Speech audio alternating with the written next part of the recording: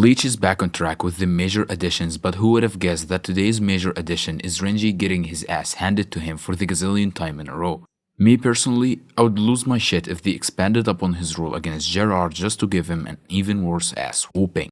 I'm starting to think that Kubo actually hates Renji, because there were a lot of changes that can be made and could have been made regarding Renji, but he is just refusing to do them. Maybe he should have changed his barber or give him a fight where he actually wins. If I fought against Renji, he will manage to lose. Like, at this point, just take Rukia from this motherfucker and hand her to me. But jokes aside, props to Renji for putting up a fight. This is one of the fights that I least expected, but looking in retrospect, it totally makes perfect sense. And we needed this fight, because they fought alongside each other back in the Arrancar saga, even though they are not that much of friends. So it makes perfect sense that they didn't hold back when they fought each other right now. And honestly, the studio did a great job with the art direction and camera angles. I also think this fight sets up even bigger plot points in the future, since both of them will participate in the final fight against Yuha. And I wonder whether Uryu is an actual betrayer or not. This shit is getting a bit too realistic. I feel as if he actually believes in what he is doing, but he is not the type of guy to kill his friends over a disagreement, and that's why he didn't kill both Ichigo and Renji.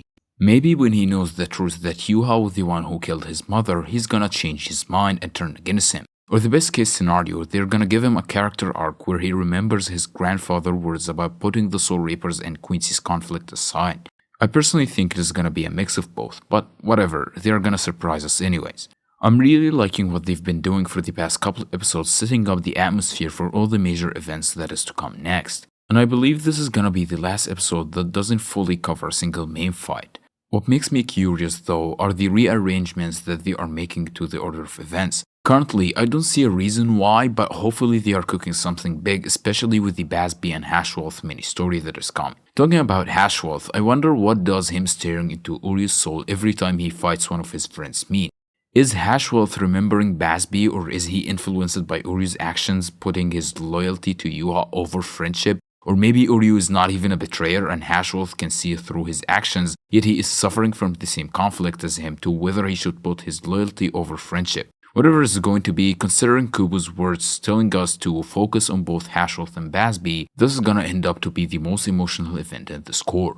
On a side note, judging on how Ichigo approached Askin, I think their fight will not be off-screen. Maybe they're gonna use this hypothetical fight to show us a glimpse of Askin's broken abilities, and I might be delusional, but I sure hope Ichigo gets close to defeating him, but Askin flees and later encounters Yoruichi, because I don't want to see my goat Ichigo lose 2 fights back to back, especially when he can't defeat Askin with ease. And lastly, today's poem featured Mayuri, which means we're gonna be seeing his fight against Pernaida in the upcoming episode, and hopefully they add a new Pernaida flashback showing us how did Yuha take him out of his body and how did he end up with Ichibi in the first place.